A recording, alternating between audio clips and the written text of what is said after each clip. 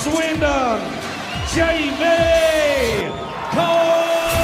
Welcome back to the Stephen Sulley study. I have got my first guest of 2021. The favourite people I like to interview are athletes because of their will to win. And a guy I got in front of me on the screen on Zoom is a guy who definitely knows a lot about that, a guy called Jamie Cox. Thank you very much for your time, Jamie. I'm very, very humbled. I've been following you for some time. Doing a bit of research, you and I have quite similar ages. We're actually quite similar weight in actual fact and size. And I've always watched you because I've always seen you as like someone that can cause a lot of problems in your weight division for a lot of like top fighters out there. So I'm obviously going to talk about your career and talk about what you've won and your achievements. I know you've won a gold at the Commonwealth back in Commonwealth Games back in 2006. Obviously, you're part of that tournament back in 2017, which was called the Super Six, was it?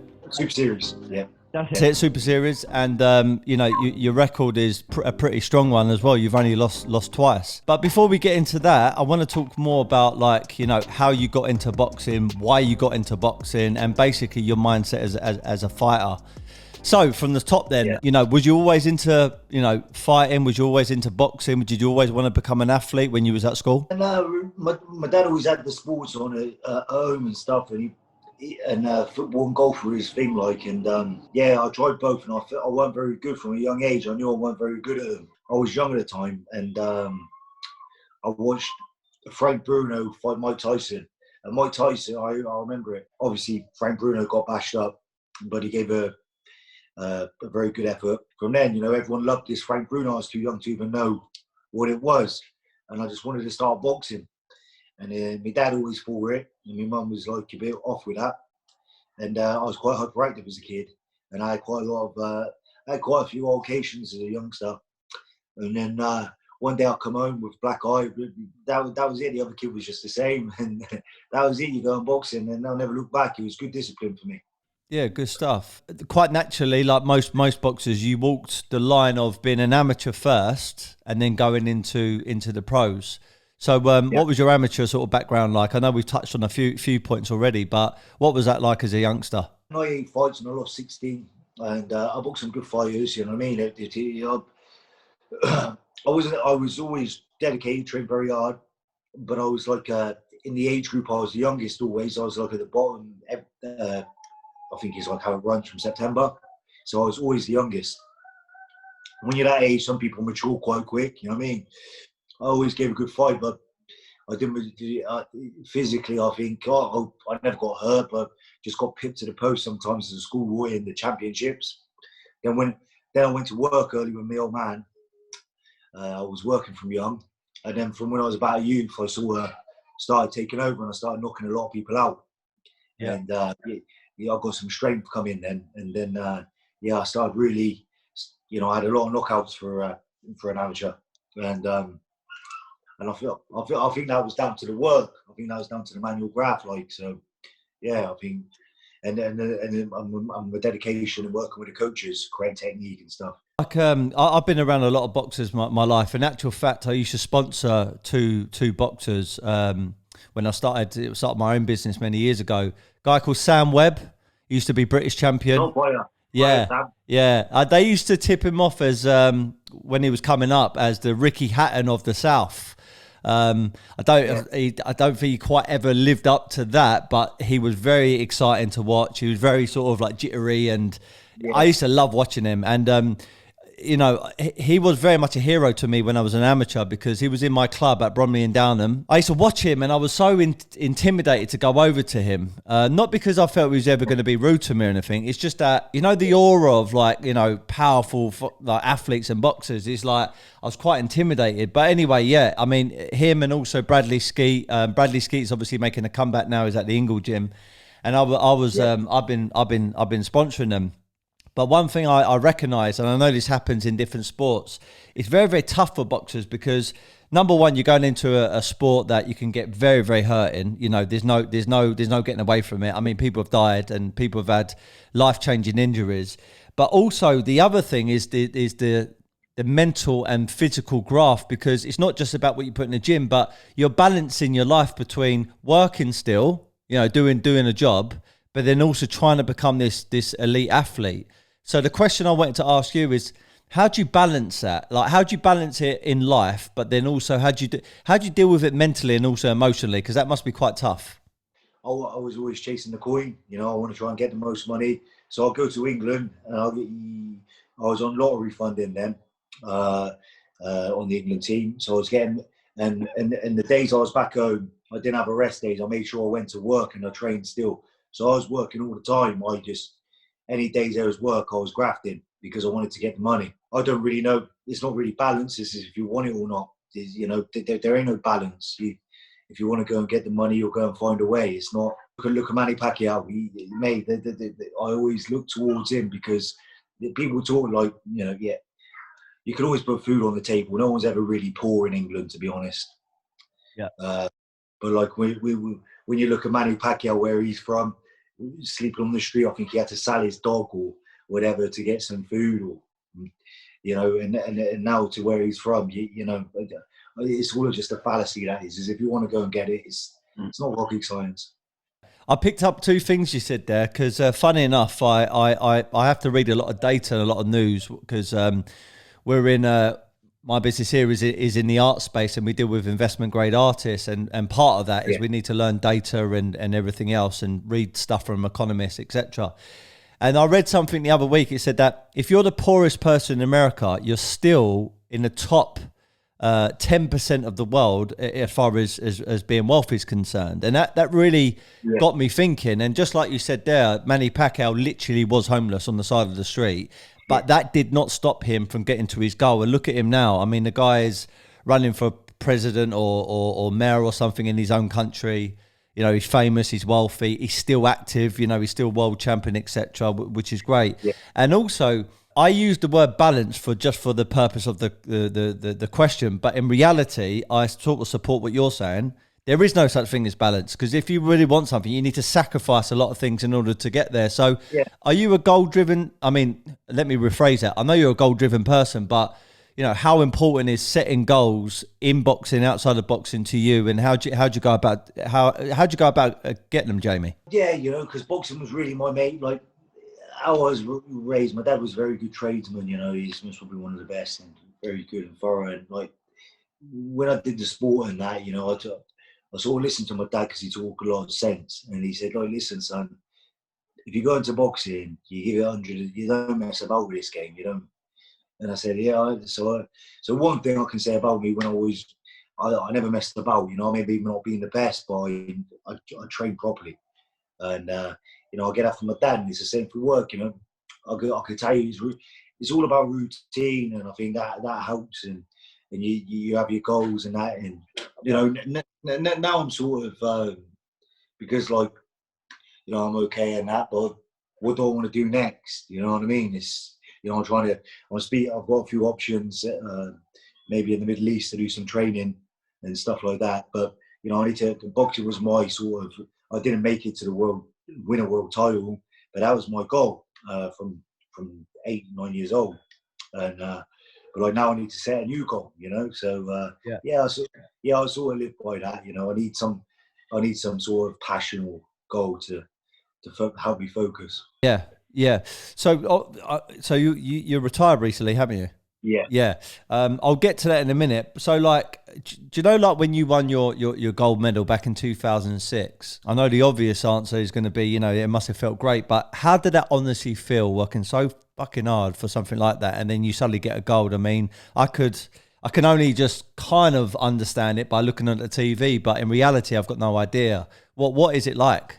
For me, nothing really. It didn't feel like anything. Just felt like winning a fight, because, you know, that was just part of the process. My goal was to be a world champion.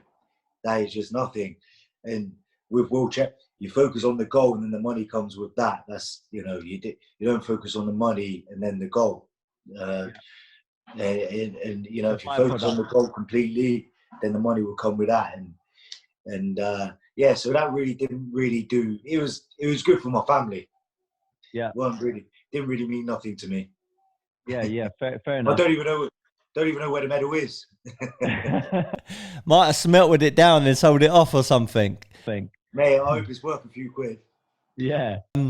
So when you transitioned over to being a professional, then I understand slightly. Not that I've ever been professional, but again, being around boxing, there is a bit of a transition. I know you still need to work hard, nutrition, etc., but the style suddenly becomes a little bit different. For those people that have got a slight interest, but they're a bit more kind of a casual fan, how would you describe that transition like for people? I would say it's more of a marathon than a sprint. The training, so like with the amateur boxing, I think it's changing. It's three threes now, so it's still more suited for the pros because the rounds are the same, but it's just obviously over a short period. But when I was doing it, it was 4-2s, so the time is less and the rounds are less. So yeah, you got to get everything in straight away. Big sprint, all out, maximum effort. Whereas a pro, you can take your time. You might carry them later into the fight. Bit more of a thinking game, I would say. Okay. Bit more strategic. Yeah. And would you say with like the way you fight, because I know you come out to fight, you always go towards your opponent. Would you say that suited your style a lot more being a pro, or did you prefer the way amateurs used to do it? Yeah, I think it suited me as a pro, but sometimes my mentality let me down because I was a bit too eager. You know, I didn't let people see the best of my boxing, and because I was too hungry, and you know, I wasn't scared. You know, I think nerves help a lot of people.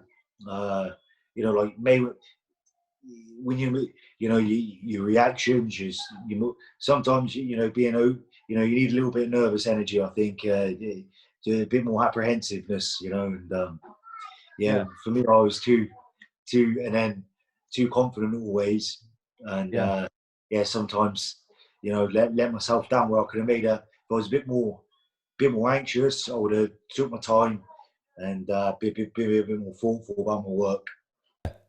I mean, I support that. I've read a few, let's say, I know business books by Richard Branson, etc. And even he says that, in business to have the jitters, as he calls it, because, business is tough or you're going into a new sector or the climate's changing very much like now. It's healthy because it keeps you on your toes. If you don't have that, you become complacent, and I support what you're saying now. So, yeah, I mean, look, you had 27 fights. I've got to be honest, when I saw your post about you retiring, I was surprised and I was a bit gutted as well because I wanted to see you fight a bit more. So what brought you to that decision, Jamie? No, because basically, like I said before, going back to it, I was I was very dedicated. I lived the life properly. And when I lost to Ryder, I started training with Tony Borg, and I was messing about for a year and a half, and I just not messing about, but living normal. I wasn't saying it runs at 6. I'll do it at 6:30. I was eating a bit more different food, and I always eat good food. Maybe had an odd drink here and there, and you have to be real to yourself. Because I don't want to sit. I don't care if I trained hard for a year because that never really happened. I've been doing that for about a year now. That would all come to the front of my head because I respect the sport. And if that sort of changed in me, even though I was training good and I was sparring well, I was doing with the usual numbers, but it was my mentality. So I thought, I didn't. I sort of let myself down in the sport, and time. If I'm not doing it the way it should be, time to call it a day. Yeah, fair enough. And who would you say who would you say your hardest fight has been? Like when you're obviously people can say, oh, that must have been his hardest fight, but only because you're in it. Well, who would you say is the most skillful, hardest fight that you've been in? Oh, the skillful George Groves out of box, yeah, definitely by far. I couldn't read him that well in the fight. I couldn't really read what he was doing. He was quite smart. Usually, I can predict what they're going to do, their next move, and that. Because you did pressurize him quite a lot, though. I mean, he was against the ropes when I think he gave you a body shot, but you were on him. Yeah, I think Steve Gray after the fight said there was one stage if Groves didn't react, he was going to stop the fight because I hurt him. And but you know, he's a true campaigner, and George Groves, for business or anything in life, he shows that, you know, he's resilient. He took 3 chances for him to win the world title. You know, and look at the magnitude of the fights he lost at, and the downfall on that for not winning. And you know, he picked himself up again and won the world title. So you know, admiration to him. Yeah, definitely. Yeah, yeah. So yeah, like you mentioned, then Jamie, you are retired now. What? I mean, is there anything immediately that you think you're going to go into, or is it still work in progress? Yeah, I'm doing some bits and pieces, just helping out in the gym, but I'm looking to go hopefully into the Middle East. I'm in negotiations now, maybe that I might be able to go over there. So we'll see. I've got a few options there, so we'll see if I can go out there, you know. And I would like to stay into the sport and put my knowledge into it, you know. 'Cause, you know, I've had both amateur and professional.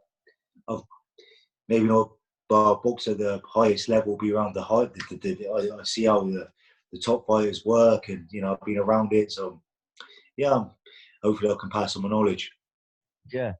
So is that going to the Middle East to be like a pundit or a coach? To be a coach, I'll be a coach. Yeah. Okay, and cool. So that's not actually like going into a hotel, for example, and being, let's say, a boxing coach there. You're actually going to boxing gyms in the Middle East. Yeah, like a career. Yeah. Because I don't want to be mixed about. I want a new focus now, and if I get that be my goal to raise up maybe some of the fighters over there. Yeah, powerful. So you don't really hear too much about the Middle East as far as their boxing or their MMA. I mean, I interviewed Seb Eubank, which is Chris Eubank's brother, who has done boxing and also won MMA fight, I think, a year or so ago. And he said they're trying to make a name for the, they're trying to make a name for themselves in the UAE for like doing, you know, UFC, etc. In actual fact, last weekend was obviously Conor McGregor. So we know they're trying to put their mark on the sport. But what's their boxing like? Because I don't really hear too much about their boxers over there. Well, I mean, they're doing pretty well, you know. Well, I think like they you know, they're a bit behind. I think you know, boxing is a sort of newer sport there for them. But I know a few people out there, a few people from the England days that are out there, and they're training other fighters. So, you know, and I think they're improving all the time. What I'm hearing. So, you know, yeah, they're a bit behind the UK and other countries, but you know, they just need the structure and the knowledge out there, I think. Yeah. So, okay, let's just say you get the dream offer and you go over there. Does that mean you're going to take your whole entire family with you? Yeah, of course, yeah. Be like a career move, yeah, for sure. Yeah, so you got what, wife and kids? Yeah, well, Miss and the kid there, yeah, they just come back. They're in Finland, so they just come back yesterday. Oh, right, nice work, mate. And where do you see yourself then if you do you take that up? I mean, are you talking about 10, 15, 20-year strategy, or is it something you're going to do for a shorter time and then pivot to something else? I you know, review it maybe like it's, hopefully it all goes ahead, you know, so but maybe every like 3 years or something have a little review, see how it goes. But yeah, you know, like that's my passion, so why not, you know? Yeah, powerful. So I want to like give like certainly the younger demographic like an idea to a routine of a professional athlete, and in this case, a boxer, a fighter. Again, I've had a bit of a small taste of that at a much lower level than you. But what you know, walk us through. Let's just say you're in fight mode. Your mindset is going to be fighting. What is your typical day-to-day routine? Just so people know the sacrifice and hard work that you go through. Pro or amateur? Pro. I was a pro. Usually, some people run in the morning. See me, my trainer, John Costello, he made me who I was. Tremendous trainer. And so we would train. We would train in the afternoon, like 1 o'clock. You know, because that's we do the boxing about 1, do the training. More near the fight, we change it around. We do the boxing in the evening session because we do 2 sessions a day. So I'll chill in the day, go to the gym, we'll do 2-3 hours work, come back, obviously having breakfast, then we'll eat after the workout, we'll eat protein shake, rest again, then I'll either be going for a run or some conditioning, or I'll be going to Team Des, which is a strength conditioning gym, and I'll do that in the evening. Because like we save the energy for the boxing instead of the run. Use the best energy for the boxing training, and we do that 5 days a week, and then on the Saturday we go to. I used to go to the UAE, University of Birmingham, the sports University of Birmingham. We used to do the swimming, and then on Sunday, sometimes I'd rest, but mostly I'd run. Nice. Good stuff. And what is a typical like nutritional regime like? What you typically eating? Before, I was eating the meals when or eating calorie deficit diet. But when I was but I jumped 2 weights and I was eating super middleweight. So I always eat healthy. I never used to always cook food and good food. I was lucky. I should have been boxing a middleweight, to be honest, maybe, because I was eating what I wanted. Okay. So I didn't really. I was boxing this super like George Groves, all these people there.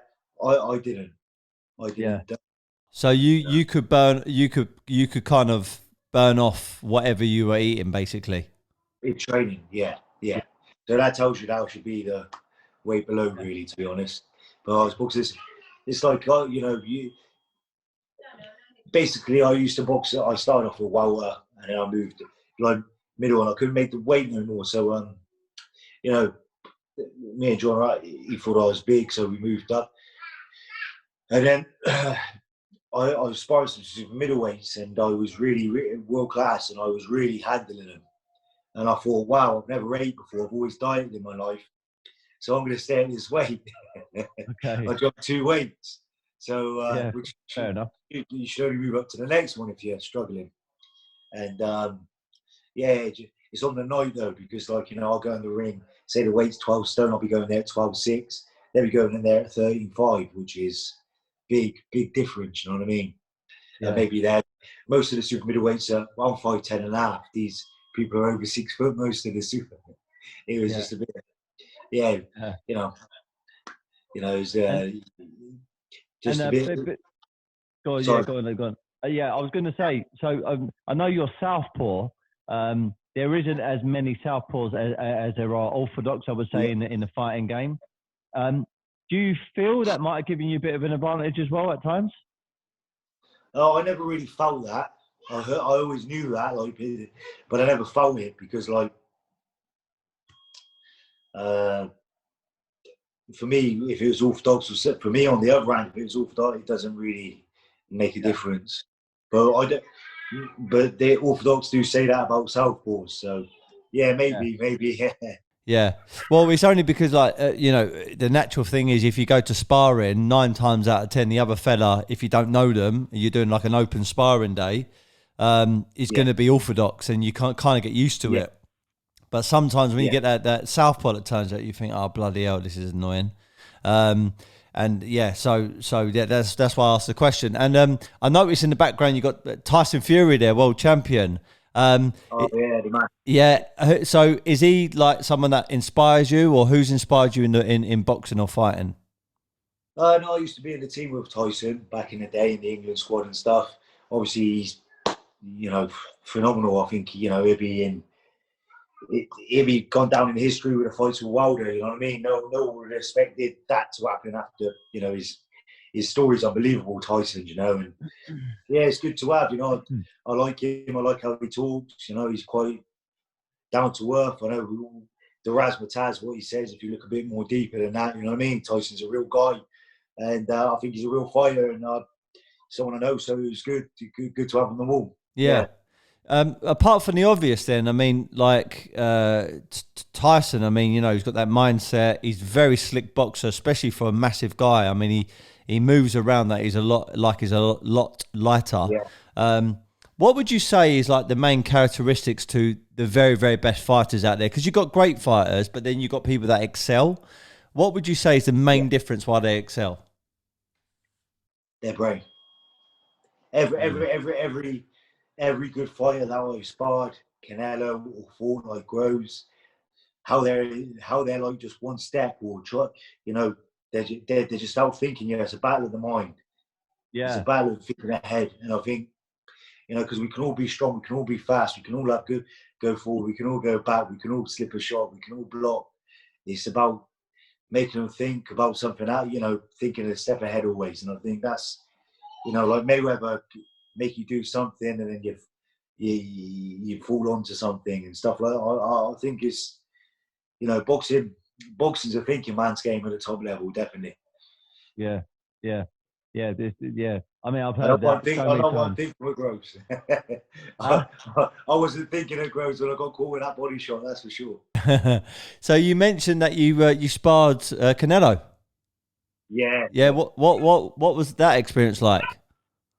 yeah. He's the best. Like he's the best. But that's why he can go through the weight. You know what I mean? I did double smart he was, and double good fighter. He had every attribute going. He And, because when I watch him spar or even fight, he almost like he just kind of stays there and he just moves his head just enough to be always away from their punches, and he stays in that pocket and he's dangerous in that yeah, pocket, you know. and He's like, just that's a lesson in so, life. You know what I mean? yeah. Millimeters. Everything at the best is millimeters. From being great to just being okay. Everything in life. Be, Yeah. being just like well off or being a millionaire is it's millimeters. You know what I mean? It really is. Do you have like you saying that about being, making millions and maybe venturing down some sort of business? Have you got any aspirations to do anything like that in the future, Jamie? Maybe own your own company or I don't know, invest into something. Yeah, I took the share out not so long ago, but that was a ridiculous move. I had quite some good money in some. So a friend of mine does forex trading, and I invested in that, and that was going really, really well. Okay. Maybe back again another day. But I used to have a gym, and but PTs and like doing classes. Maybe a 24-hour gym or something in the future. We'll see how it goes. But boxing first, if I can build up some fighters and put put my experience into them and see them mix out, that'd be fulfilling. Yeah, for sure. Good stuff. Any sort of advice then you want to give? Like, let's just say there's a young female, a young male watching this and getting inspired and thinking, not necessarily boxing, but let's say they want to pursue a career or pursue being an athlete. What bit of advice can you give to them to say, right, this is what you kind of need to do, this is how you need to think, and this is what you need to sacrifice? I just think there's been times in life where I've been a bit down on my luck or something, or and you don't concentrate on what everyone else has got. Concentrate on your goal. If you're good enough, just concentrate on that only. Don't worry about where you are, what position you are in life. Just concentrate on the goal. That is it. If you're good enough, believe you're good enough, then give it 100%. Don't worry about what everyone else is doing, or just concentrate on that, and it'll all come to you. Yeah, good solid advice there, Jamie. One of the reasons why I like following you as well, and why I respect you, I think me and you think quite kind of the same. And I'm not going to go so much into it, but like you're verified, you're a pro athlete, you got this profile, you got a lot of followers, and because of that, sometimes it might be bit difficult to think outside the normal. And obviously, there's some stuff going on at the moment. I've said this plenty of times in my podcast. I believe in coronavirus is there, but I believe that the media are over-exaggerating exactly what's going on. Then every time I see some of your posts, I think, you know what? I respect, regardless whether we're right or we're wrong, I respect you having your opinion, and we should be allowed to have our opinion. So the question I want to throw to you is not whether you believe it or not, but it's more like social media should allow us to have our own opinion, and we shouldn't be ridiculed because of that.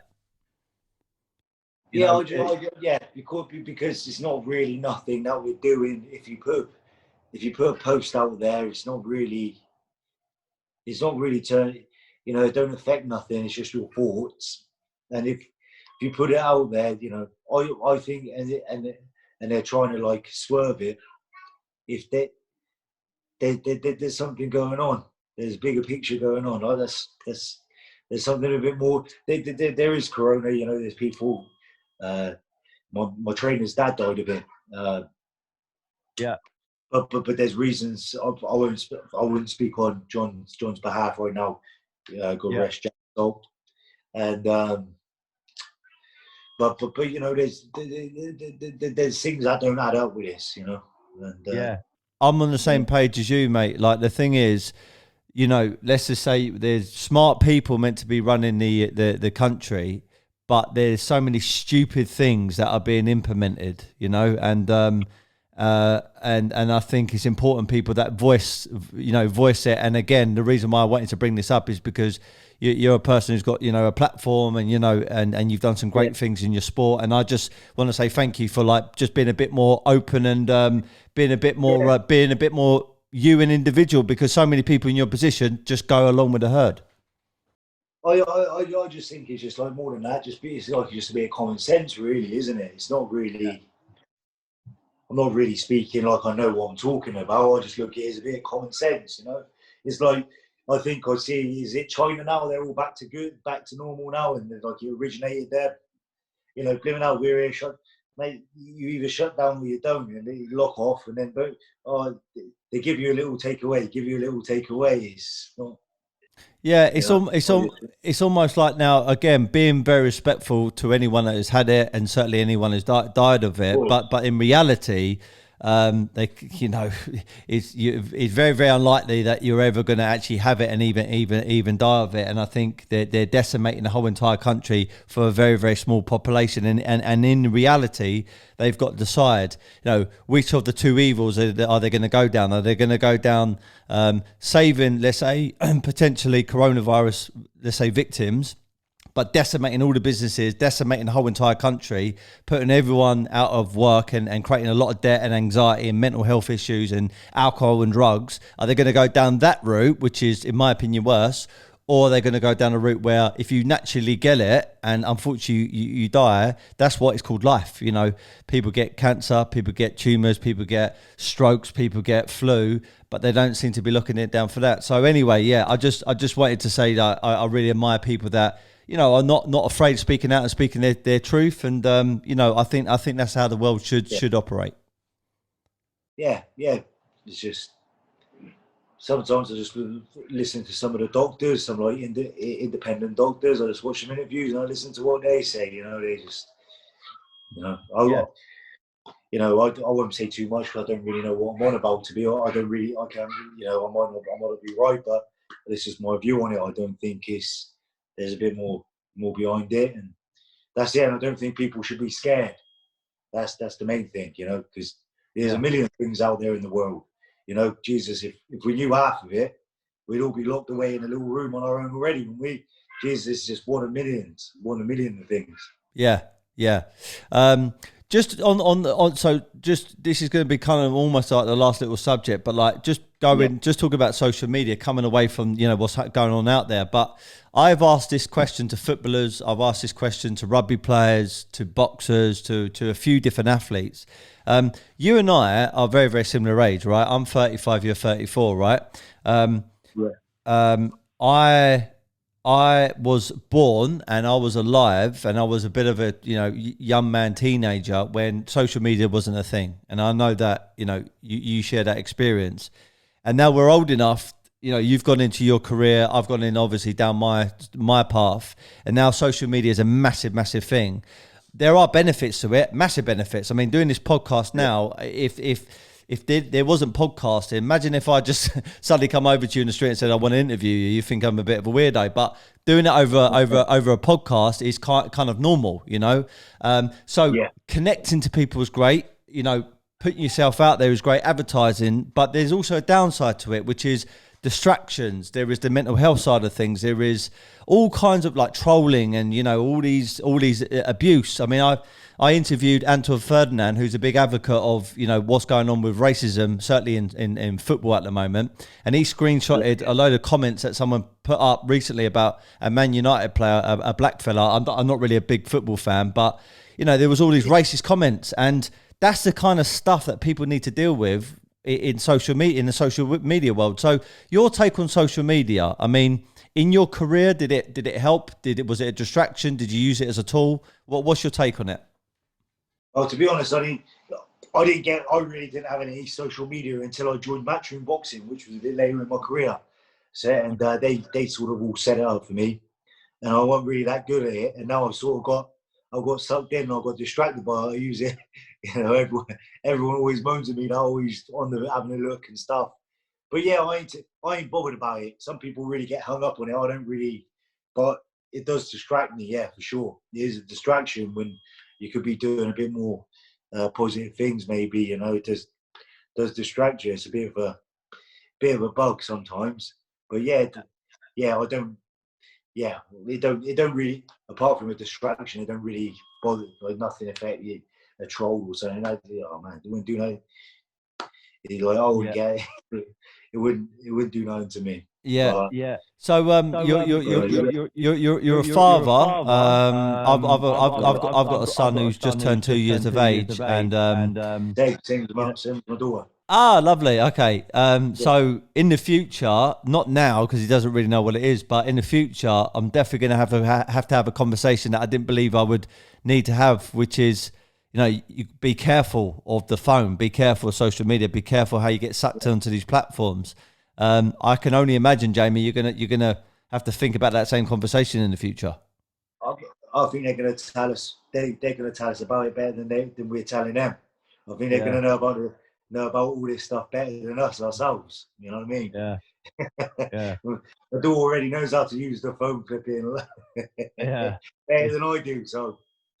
I just want, you know, I love my son to become an athlete, you know, almost live. To know a bit more about normal life, you know what I mean? Before all this stuff was available, yeah. Yeah, I want. We come from the last generation, weren't we, really? Exactly, yeah. I want my son to be like what I consider normal. I know normal is different now, but I want him to be like, you know, someone that goes out there, plays football, you know, he's doing boxing, he's playing tennis or whatever, and hopefully he can go down that route. But I know social media again can really, really sometimes mess up kids' mindset and makes them jealous, anxiety. You know, it makes them anxious, and it's going to be one of them tough conversations in the future, no doubt. Conditioning. Yeah, for sure. I mean, like for me, I tell you what, when I come back from school when I was younger, you stand out the door, you come home for dinner, you go out, and you come back at 10 o'clock. That's how it was. But nowadays, like, I've got cousins and that. You know what I mean? They don't even do sport or nothing. They're just on the computer. They you know, I'll play the other computer. I'm on the PS4, but they're on the phone and the TV, you know what I mean, on all the shit. And yeah, you know what I mean. But I suppose that when you're active as well, you know, you're looking after yourself. You're healthy when you're outside and doing stuff. Yeah. You know, these kids out there all day. They're not active. They're not doing anything. Even if they're not walking around, or they're not doing anything. Yeah. Right, Jamie. Look, where can people find you if you want them to find you? Of course. Well, if they want to find me, I'm on Twitter at Jamie Cox Pro, and the same as on Instagram. I'm at Jamie Cox Pro. That's where they could find any of my useless stories or some like just boring pictures. But yeah, that's where I'll be. Good stuff. This podcast episode will come out on YouTube and also iTunes next Wednesday. So I'll send you over the promo videos. Jamie, there's one more question. So I've got a let's call it a life mantra. I know that sounds a little bit wanky, but it is something I come up with years ago. And basically, it goes like this. I live by a saying called "Be happy, never content." Now, if I were to ask you, what does "be happy, never content" mean to you, Jamie Cox? Yeah, I think I do. Be happy. Yeah, just, you know, you're always striving for more, but you always, you know, happy through the process, but always have some goal or try and, you know, you always want to push and not stay stagnant. Yeah. Maybe, I don't know, that's how, I think that's quite a good mantra to live by, to be honest. Yeah, good stuff. All right. Well, thank you very much for that. I've got a very similar view to what you just said there. So nice one. Thank you for your time, mate. And I'll stay in touch. And I'm looking forward to seeing your journey unfolding. Hopefully, if you go over to the UAE, I'll take it Dubai. Would it be, or Abu Dhabi? Looking at either Qatar or Bahrain. So hopefully. All right. Nice. Okay. Well, either one, no doubt I'll hopefully get over there. Yeah, good stuff. Good. All right. Yeah. Thank you again, mate. And you know, be lucky, mate. And we'll catch up soon. Steve, thanks very much, mate. Top man. Top man. Ciao. Ciao.